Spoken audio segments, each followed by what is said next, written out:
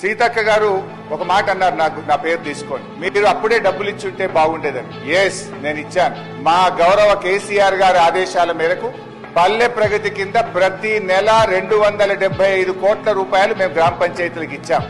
పల్లె ప్రగతి ప్రారంభమైన తర్వాత 3,300 కోట్ల రూపాయలు 3,300 కోట్ల రూపాయలు మేము గ్రామ పంచాయతీలకు ఇచ్చాం. ఒకవేళ మీరు ఆ పద్ధతిని కొనసాగించుంటే నెల 275 కోట్లు ఇచ్చుంటే ఇవాళ ఈ బకాయిలు ఉండేటియే కాదు అనేటువంటి విషయాన్ని మనం చేస్తా ఉన్నా. ఇవాళ కాంగ్రెస్ పార్టీ ఈ సర్పంచుల పాలిట, పేద కాంట్రాక్టర్లు, ఎంపీటీసీలు, జెడ్పీటీసీల పాలిట ఈ హస్తం గుర్తు భస్మాసుర హస్తమై కూర్చున్నది. ఇవాళ వాళ్ళ ఉసురు పోసుకుంటున్నారు. సో దయచేసి మంత్రి గారిని నేను స్పష్టంగా అడిగా, సంవత్సర కాలంలో మీరు క్లియర్ చేయలేదు. ఒక్క నవంబర్ లో బడా కాంట్రాక్టర్లకు 1,200 ఇచ్చారు. అందులో సగం ఇస్తే సర్పంచ్ల బిల్లులు క్లియర్ అవుతుండే. ఎప్పట్లోకి ఇస్తారో స్పష్టంగా చెప్పండి.